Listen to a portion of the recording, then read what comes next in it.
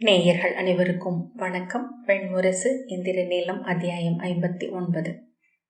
துயில் எழுகையில் வந்து மெல்ல தொட்டு பகல் முழுக்க காலமென நீண்டு அந்தியில் இருண்டு சூழ்ந்து சித்தமழியும் கணத்தில் மறைந்து இரண்டு சுஷுப்தியில் ஊர்வழி தோற்றங்களாகி தன்னை நடித்து விழித்தெழுகையில் குனிந்த முகம் நோக்கி எப்போதும் உடனிருந்தது அந்த எதிர்பார்ப்பு.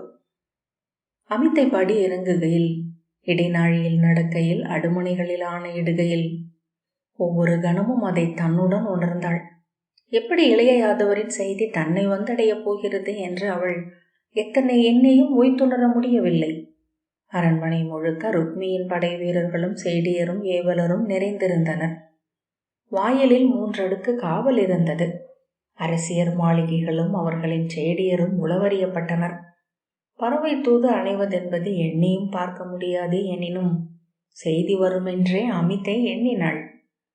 சூதர் சொல்லில் வாழும் மாயனை அவள் நெஞ்சம் 100,000 சித்திரங்கள் என விரித்தெடுத்திருந்தது. நறுமணம் சென்று சேரும் இடமெல்லாம் தானும் சென்று சேரும் தடையற்றவன் என்று அவனை பாடினர் சூதர். விழைவு கொண்டு நீண்ட கைகளில் சிறகடித்து அமரும் வண்ணத்து பூச்சி என்றனர். காற்றுக்கு தடையுண்டு வானுக்கு தடையுள்ள இடமொன்றில்லை என்றனர். எனவே அவன் அணுகுவான் என்று உறுதி கொண்டிருந்தாள். ஒவ்வொரு காலடி யோசைக்கும், ஒவ்வொரு இறகு அசைவு காற்றுக்கும், ஒவ்வொரு உலோக ஒலிக்கும் இதோ என துணுக்குற்றது உள்ளம். விருஷ்டியும் கீர்த்தியும் வகுத்தளித்த நெறிப்படி அவள் செய்தி அனுப்பியிருந்தாள். அவள் எழுதிய மந்தன தோல் சுருளை பறவை காலில் கட்டி பறக்கவிட்டாள். அதற்கு முன்பு ருக்மிணியை பார்க்க வந்த முதிய பிராமண மருத்துவர் அச்சுருளை சொல் ஊன்றி 7 முறை படித்தார். பின்விழி மூடி தனக்குள் சொல்லிக் கொண்டார். சொல்லற்ற விழிகளுடன் அவளை நோக்கி தலைவணங்கி கிளம்பி சென்றார். ஓலை சுருளுடன் சென்ற கழுகு வாயிலேயே ருக்மியின் வீரர்களால் பிடிக்கப்படும் என அமித்தை அறிந்திருந்தாள். அச்செய்தி பிடிக்கப்பட்டதனாலேயே பின் ஒரு செய்தி தொடரும் என்று ருக்மி உய்த்திருக்கவில்லை. ஒவ்வொரு நுண்ணிய அரசு சூழ்தலுக்கும் நிகரான பிரிதொரு அரசு சூழ்தலை எளிதில் மானுட உள்ளங்கள் உண்டாக்கி விடுவதை எண்ணி அவள் வியந்தாள். நன்கறிந்த ஒருவரை ஒருபோதும் அரசு சூழ்தலில் வெல்ல முடியாது.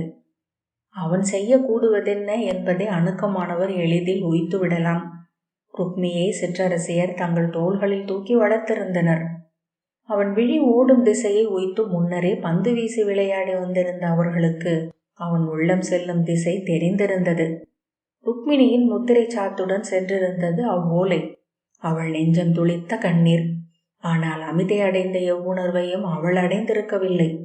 அச்செய்தி அனுப்பப்பட்டதையே அவள் மறந்துவிட்டிருந்தாள். அமித்தை ஒரு முறை, இளைய யாதவரிடமிருந்து எச்செய்தியும் இல்லையே இளவரசி என்றாள். வியந்து விழி விரித்து, என்ன செய்தி என்றாள் ருக்மிணி. சற்றே சினம் எழ, தங்கள் உளம் அவர் மேல் எழுந்துள்ளதை எழுதி அனுப்பியிருந்தோம், மறந்து விட்டீர்கள் போலும் என்றாள். ஆம், எழுதி அனுப்பினேன், நினைவுள்ளது என்றாள் ருக்மிணி. அந்த குரலில் இருந்த இயல்புத்தன்மை மேலும் சினமுறச் செய்ய, அவர் தங்களை ஏற்கிறாரா என்பதை இன்னும் அறிய முடியவில்லையே என்றாள் அமிதை. என்ன என்றாள் ருக்மிணி. தங்களை அவர் மறுக்கவும் வாய்ப்புள்ளது. தங்கள் கை கொள்வது என்பது மகதத்துடன் போர் அறிவித்தலேதான் என்றாள் அமிதை. அச்சொற்களை சொல்லும் போதே அச்செய்தியின் கசப்பால் அவள் முகம் சுருங்கியது. ஆனால் ருக்மிணி, ஏற்கவில்லை என்றால்தான் என்ன என்றாள். அவர் ஏற்பும் மறுப்புமாய் என் நெஞ்சை பகுப்பது? நான் இங்கிருக்கிறேன், அவர் நெஞ்சு அமர்ந்த திருமகள் என. ஏற்பிலும் மறுப்பிலுமா வகுக்கப்படுகிறது என்னிடம்? அவள் சொல்வதென்ன என்று அமிதையின் உள்ளம் அறிந்தது. இங்கிருப்பதும் முடிசூடி துவாரகை மன்றில் அமர்ந்திருப்பதும் அவளுக்கு நிகரே எனில், அவன் சொல்லால் அவளுக்கு ஆவது ஒன்றில்லை என்பதே உண்மை. அப்படியென்றால் இவை அனைத்தும் தான் கொண்ட துடிப்பின் விளைவே. இத்துயர் தன்னுடையது மட்டுமே. ஆம் என்று அவள் தனக்குள் சொல்லிக் கொண்டாள். விழைவது நான், என் மகள் அரசியாக வேண்டுமென்று. அவள் காதல் கனி என்றாவது என் நிறைவுக்கே. என் கையில் பூத்த மலரை ஒழுகும் பேரியாற்றில் மெல்ல இறக்கிவிடவே உள்ளம் எழுகிறது. ஒவ்வொரு நாளும் காலையில் எழுந்து மெல்ல சிற்றடி வைத்து நடந்து, மஞ்சத்தரை கதவை விலக்கி மலர்ச்சேக்கையில் நீள்விழி மூடி வளைந்த கொடியென கிடக்கும் ருக்மிணியின் கரிய ஒளியுடன் திகழ்ந்த முகத்தை நோக்கி நெடு மூச்சு விடுவாள். முதல் திருமகள். அன்னம் என்றாகி வந்த மூலத் திருமகள் அவள் என்றனர் நிமித்திகர். அவள் கையை என்று பிரிதை அவன் கொள்ள இயலாது. அவன் சொல் வரும், வாராதிருக்காது என்று தன் நெஞ்சடக்கி திரும்புவாள். 4 அடி எடுத்து வைத்து இடைநாழியை அடையும் போது அந்நம்பிக்கை தேய்ந்து மீண்டும் நெஞ்சு ஏங்கி தவிக்கத் தொடங்கும். 8ஆம் நாள் துவாரகையின் செய்தி வந்தது. ஒருபோதும் அவள் எண்ணி இருக்காத வகையில் ருக்மியின் அவையில் தென்னாட்டு பாணன் ஒருவன் இசைமன்றில் அமர்ந்தான். அரசரும் அரசியும் சிற்றரசியரும் அமர்ந்த அந்த அவைக்கு ருக்மிணியுடன் அமிதையும் சென்று இளவரசியின் பீடத்தருகே அமர்ந்தாள். கரிய பெரிய விழிகளும் செறிந்த நீண்ட தாடியும் வெண்ணிற தலைப்பாகை மேல் வெண்பனி போல் அன்னமையில் இறகும் சூடிய இளம் பாணன் தன் 2 விரலியரையும் அருகமர்த்தி மடியில் மகரையாழி வைத்து நீண்ட விரல்களின் நுனியில் அமைந்து சிப்பி நகங்களால் மீட்டி ஆழ்ந்த முழவு குரலில் தென்னாட்டு கதையொன்றை பாடினான். மூதூர் மதுரை அருகே ஆயர்குடியொன்றில் பிறந்த அழகி. அவளுக்கென அங்கொரு மாயன் பிறந்ததை அறிந்து மையல் கொள்ளும் கதை. அவள் பெயர் நப்பின்னை. அவள் உள்ளம் கவர்ந்தவன் ஆழி நீல வண்ணன். வேங்குழல் கொண்டு காட்டை மயக்கும் கள்வன். அக்கதையை தன் தொல்மொழியில் அணிச்சொற்கள் கூட்டி பண்முயங்க அவன் பாடினான். அவையில் அரச குடியினரும் அமிதையும் அமைச்சருமே அம்மொழியை அறிந்திருந்தனர். 8 நாள் காத்திருந்து பிரிதொன்றிலும் நெஞ்சமையாது விழியளைய செவி கூறாது அமர்ந்திருந்த அமித்தை பாடலின் ஓரிரு வரிகள் கடந்த பின்னரே அது எவருக்கென பாடப்படுவது என அறிந்தாள். பாடுபவனும் அதன் பொருளை அறிந்திருக்கவில்லை. முதல் 12 வரிகளுக்கு பின் வந்த 6 வரி பாடல் அவன் பாடுவதை பொருள் கொள்ளும் முறை என்ன என்று உரைத்தது. 1 தொட்டு 4 எடுத்து 6 வைத்து கூட்டுக எனச் செல்லும் அது மயில் நடன சொல்லெடுக்கு முறை என அவள் கற்றிருந்தாள். கேட்டிருந்தவர் எவரும் அறியாத பொருளை அவளுக்கு மட்டும் அளித்தது அது. ருக்மி அப்பாடலை தன் கூரிய விழிகளை நாட்டி இடக்கையால் மீசை நுனியை முறுக்கியபடி கேட்டிருந்தான். அவன் அமைச்சர்களும் அதன் ஒவ்வொரு சொல்லையும் செவி கூர்ந்து மீண்டனர். நிகழ்வதென்ன என்று அறியாது பீஷ்மகர் இளமது மயக்கில் அரைக்கண் மூடி அமர்ந்திருக்க அரசு இறுக்கிய முகத்துடன் எவரையும் நோக்காமல் இருந்தாள். ஐயமும் ஆவலும் தயக்கமுமாக அமித்தையை வந்து தொட்டு தொட்டு சென்றன சிற்றரசியரின் விழிகள். தன் உள்ளம் அடைந்த கிளர்ச்சியை மறைப்பதற்கு அதுவரை அடைந்த அரசு சூழல் கல்வி அனைத்தையும் பயன்படுத்தினாள் அமித்தை. யாழ்தீரும் பாணனின் விரல்களை மட்டும் நோக்கி வெளிநாட்டி உதடுகளை ஒன்றோடொன்று இறுக்கி அசைவற்று அமர்ந்திருந்தாள். கூடு கட்டும் குருவியின் உள ஒருமையுடன் அவன் பாடும் சொல்லில் இருந்து உரிய சொற்களை தேர்ந்து செய்தியை பின்னி கொண்டிருந்தாள். பாடி முடித்து பாணன் 2 கைகளையும் தூக்கி வணங்கிய போது அவை ஆரவாரித்தது. தென்னாட்டிலிருந்து துவாரகைக்கு சென்று மீண்ட தன் ஆசிரியனை அவன் வாழ்த்தினான். சரடருந்து நிலையழிந்தவள் போல உடல் அசைய சித்தம் விடுபட்டு அதுவரை கேட்ட செய்திகளை மீண்டும் ஒருமுறை தன் உள்ளூர ஓட்டினாள். திருமகளின் கை கொள்ள இளையவன் உளம் கொண்டிருந்தான். அவள் சொன்ன ஒவ்வொரு சொல்லும் முன்னரே கோடிமுறை தன் செவிகள் கேட்டதுதான் என்றான். ஆடி மாதத்து இறுதி பெருக்கு நாளில் கொற்றவை ஆலயத்தில் 1000 குடம் நன்னீராட்டு விழாவில் ருக்மிணி வழிபட வரும்போது அவளை கவர்ந்து கொள்வதாக திட்டம் வகுத்திருந்தான். பெருவிழவிழா என்று அமிதை திகைத்தாள். மறுகணம் பெருவிழவிலன்றி வேறெங்கனம் அது நிகழும் என எண்ணி புன்னகை புரிந்தாள். எங்கும் தான் மட்டுமே என்று தெரிபவன் எத்திரளிலும் பிரிதின்றி கலக்கவும் கற்றிருப்பான். அவன் தோணி கரையணைய உகந்த இடம் கொற்றவை ஆலயத்திற்கு அருகே வரதா வளைந்து செல்லும் சுழியே. அங்கு அணைவதும் விலகுவதும் ஒற்றை நீர் வளைவில் என நிகழ முடியும். சுழி தாண்ட தெரிந்த படகை எளிய காவல் படகினர் எளிதில் பின்தொடர முடியாது. மேலும் அவன் அதை அவ்விழவுக்கென வந்து நகர் நிறைந்திருக்கும் மகதத்தின் சிற்றரசர் பார்வையில் நிகழ்த்த விரும்புகிறான். அவர்களை வென்று அவளை கொண்டால் அவன் புகழ் ஓங்கும். அதில் சூதென ஏதுமில்லை என்பது உறுதியாகி பீஷ்மகருக்கு பழியும் நிகழாதொழியும். அதை ருக்மிணியிடம் சொல்ல வேண்டியதில்லை என அவள் முடிவு செய்தாள். திருமகள் ஆழிவண்ணன் மார்பில் எப்போதும் என இருப்பவள். அவள் அங்கிருந்து விலகுவதும் இல்லை, மீள்வதும் இல்லை. அவளை அவை அமர்ந்து நோக்கி இருக்கையில் அழகென்பதன்றி இறை எழுந்தருளும் வழியொன்று உண்டா இப்புடவையில் என அவள் எண்ணிக்கொண்டாள். விழியறியும் அழகெல்லாம் அவளே என்று நூல்கள் சொல்கின்றன. அவ்வண்ணமெனில் அவளை நெஞ்சிலோ முடியிலோ விழியிலோ சூடாத தெய்வம் என ஒன்று இருக்க முடியுமா? மன்று முடிந்து விரலியருக்கு அரசியும் பாணனுக்கு அரசரும் பரிசில் அளித்தனர். ருக்மிணி அரச மேடை ஏறி சென்று அரசியை வணங்க அவள் தலைவகிடில் கை வைத்து வாழ்த்தினாள். அவள் விழிகளை சந்தித்து இவள் எவள் என வியந்தவள் போல அரசியல் நோக்கு வந்து அமிதையை உசாவியது. அமிதை புன்னகைத்தாள். மங்கள பேரிசையும் வாழ்த்துக்களும் செவியழிந்து சூழ பீஷ்மகரின் விழி வந்து அமிதையை தொட்டது. அமிதை இதழ்களை மட்டும் அசைத்து செய்தி வந்துவிட்டது என்றாள். ஒரு கணத்தில் அரசியர் மூவர் விழிகளும் வருடப்பட்ட யாழின் தந்திகள் என அதிர்ந்து அதை பெற்று கொண்டன. அரசர் என்று என்றார். அமிதை ஆடி நிறைவில் என்றாள். அதற்குள் அருகணைந்த அமைச்சர் இளவரசியின் உடல் நலம் எங்கனம் உள்ளது என்று உதடுகள் சொல்ல விழி கூர்ந்து அவள் உதடுகளை நோக்கினார். அதில் துவாரகைக்கு தூது போன மருத்துவர் பற்றிய குறிப்பை தொட்டறிந்த அமிதை ஆவணி இறுதி வரை அவள் உள்ளம் நிலைக்காது என்றனர் மருத்துவர் என்றாள். நகைத்தபடி கண்ணியர் உள்ளம் கனவை கடக்கும் முறை என்ன என்று நாமும் அறிவோம் என்றார் அமைச்சர். அமிதை தலை வணங்கினாள். ருக்மி அருகே வந்து பீஷ்மகரிடம் செய்தி நாட்டரசரின் 3வது தூது வந்துள்ளது தந்தையே. மன நிகழ்வுக்கு எப்போது நாள் குறிக்கப்படும் என்று கேட்டிருக்கிறார் என்றான். பீஷ்மகர் இதில் நான் என்ன சொல்வது? என் சொற்கள் அரியணை அமர்வதில்லை என்றார். ருக்மி ஆவணி 4ஆம் நாளில் நாள் குறிக்கிறேன் என்று செய்தி அனுப்பியுள்ளேன். அரச மன நிகழ்வுக்கு உகந்த மாதம் ஆவணி.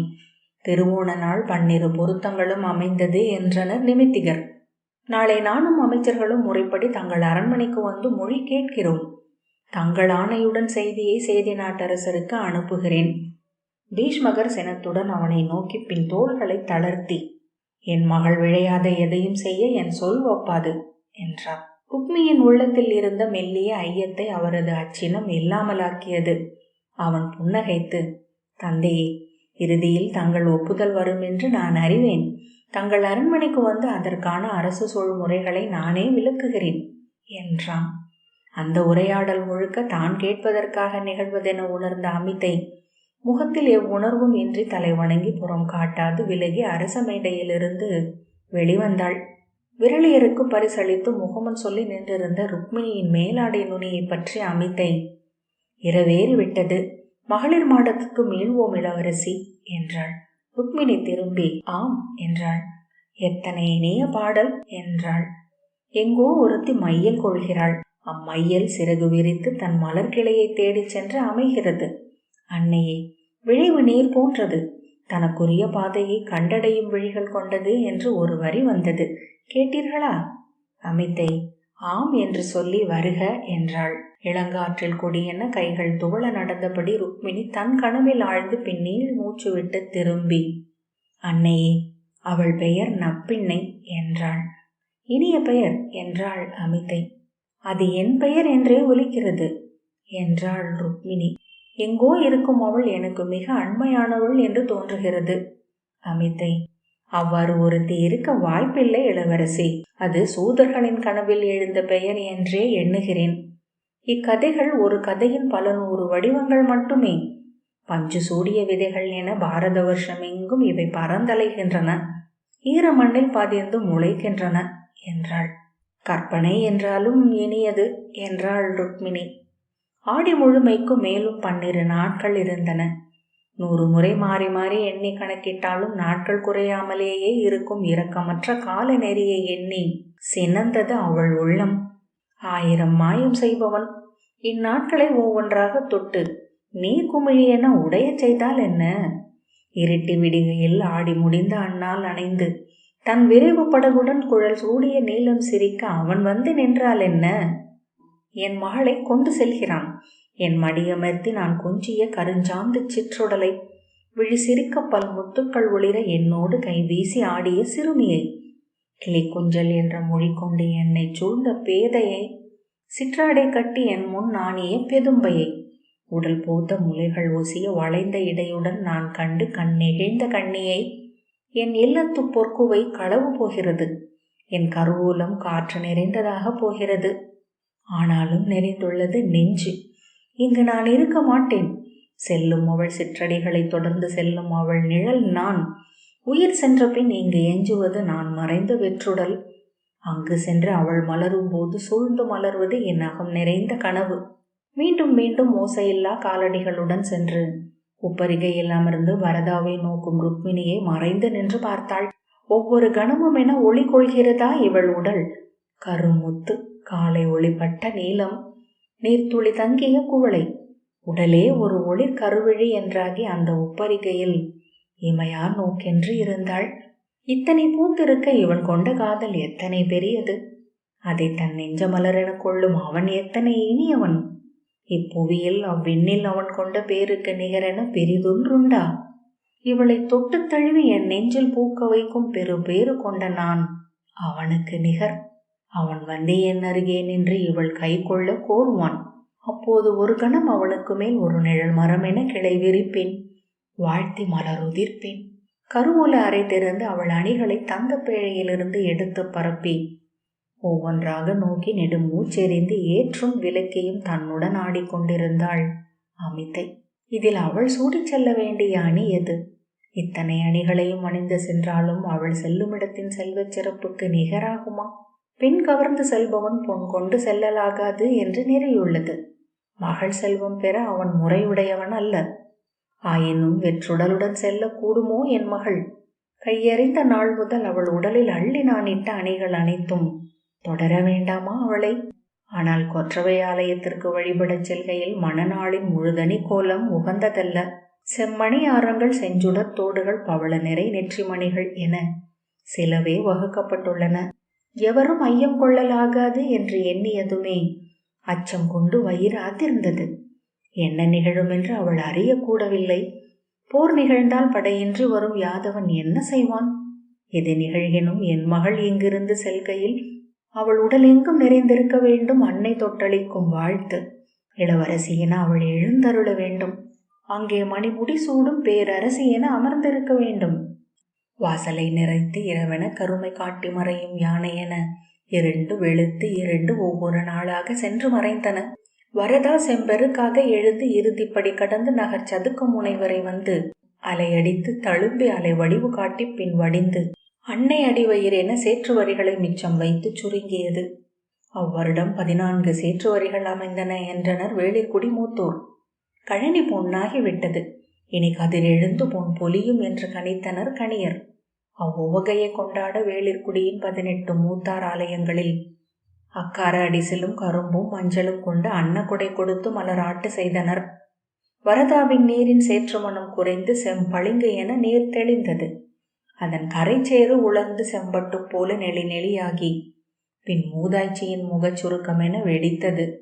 அதில் சிறு பறவைகளின் கால்கள் எழுதிய சித்திரங்கள் கல்வெட்டுகள் என எஞ்சின. வரதாவின் ஆழங்களில் பல கோடி மீன் முட்டைகள் விரிந்தன.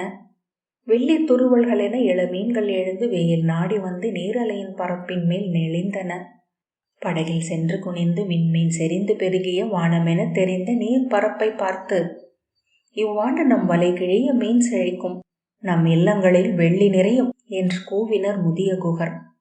வரதாவின் 2 கரைகளிலும் அமைந்த மச்சர்களின் சிறு குடில்கள் அனைத்திலும் இரவில் பந்தங்கள் ஏற்றி மீனூன் கலந்து பெருஞ்சோறு பயந்து மூதாதையரை வழிபட்டனர். சிறு துடி மீட்டி குலப்பாடல் பாடி இரவெல்லாம் நடனமிட்டனர். காட்டு கருங்குரங்கின் ஒலிகள் போல இரவெல்லாம் அவர்களின் குறு முழவுகளின் ஒலி நகரை சூழ்ந்தது. இருளில் வரதாவிலிருந்து வந்த மெல்லிய ஆவி காற்றில் மீன் முட்டைகள் விழித்திறக்கும் வறுத்த உளுந்து மனம் கலந்திருந்தது. மழையினால் ஈரமூறி பொலி விழுந்த மரச்சுவர்களின் இனிப்புகளை பூசி செப்பனிட்டனர். பாசி படிந்த சுவர்களை செதுக்கி வெண்பிசின் பூசி முட்டையோடென பளிங்கென ஆக்கினர். மரச்சட்டங்களில் தேன் மெழுகும் அரக்கும் கலந்த சாந்து பூசப்பட்டது. தரை பலகைகளில் மெழுகும் சுண்ணத்தரைகளில் அரக்கும் சுண்ணமும் கலந்த மெழுகு சாந்தும் பூசப்பட்டன. அரண்மனையின் ஊதல் காற்றில் நனைந்து கிழிந்த திரைச்சீலைகள் அனைத்தும் புதுப்பட்டாக மாற்றப்பட்டன. மழை பிசிர் படிந்து ஊறி தளர்ந்த முரசு தோள்களை நீக்கி புது தோல் கட்டி இறுக்கி இழுத்து சுதி சேர்த்தனர். நகரத்து இல்லங்கள் அனைத்தும் நீராடி புத்தாடை மாற்றி அணி புனைந்து வருவது போல பொலிவு கொண்டன. தெருக்களில் வரதாவின் வளைந்த கரையிலிருந்து அள்ளி வரப்பட்ட வெண்மணல் விரிக்கப்பட்டது. தூண்களும் மாடங்களும் செஞ்சாந்து கலந்து அரக்கு பூசப்பட்டு வண்ணம் கொண்டன. கதவுகளின் வெண்கல குமிழ்கள் நெல்லிக்காய் சாறும் மென்மணலும் இட்டு துலக்கப்பட்டு பொன்னாயின. அரண்மனையை அணி செய்ய மலைகளிலிருந்து ஈச்ச ஓலைகளையும் குருத்தோலைகளையும் சிறு தோணிகள் வழியாக கொண்டு வந்து அடுக்கினர். தாமரையும் அல்லியும் குவளையும் என குளிர் மலர்களை தண்டோடு கொண்டு வந்து மரத்தோணிகளில் பெருக்கி வைத்த நீரில் இட்டு வைத்தனர். பாரிஜாதமும் முல்லையும் தெச்சியும் அரளியும் செண்பகமும் என மலர்கள் வந்து கொண்டே இருந்தன. கூடியமர்ந்து எழுந்தமரும் சிறு குருவிகள் போல் கைகள் நடனமிட மலர் தொடுக்கத் தொடங்கினர் சேடியர். ஆடி நிறைவு விதர்ப்பத்தின் 7 பெருங்குலங்களை ஆளும் 9 அன்னையரின் பெருநாள். சைலபுத்ரி, பிரம்மச்சாரிணி, சந்திரகாந்தி, கூஷ்மாண்டே, ஸ்கந்தமாதா, காத்யாயினி, காளராத்திரி, மகாகௌரி, சித்திதாத்ரி என 9 துர்க்கையரும் முழுதனி கோலம் கொண்டு குருதியும் அன்னமும் என பலி பெற்று அருளும் நன்னாள். அரண்மனையின் நீள் கூடம் வழியாக ஒவ்வொரு மூலையும் மறுநாள் விழவுக்கென விழித்தெழுந்து விரைவு கொள்வதை பார்த்தபடி அமிதை நடந்தாள். உடலெங்கும் ஒரு 100 துடி முழங்கியது போல தோன்றியது. கால்கள் பறந்தன. நிலை தவறி விழுந்து விடுவோம் என உடல் பதைத்தது. அவையில் இருமுறை அவள் விழிகளை தொட்ட சிற்றரசியர் சிறிய அசைவால் என்ன என வினவினர். அவள் ஆம் என்று மட்டும் விழி அசைத்தாள். அனைத்திற்கும் ஒப்பால் யாதொன்றும் அறிந்தில்லாதவள் போல் வரதாவை நோக்கி ருக்மிணி அமர்ந்திருந்தாள். இந்திரநீலம் 59வது அத்தியாயம் இத்துடன் நிறைவு பெற்றது. நன்றி.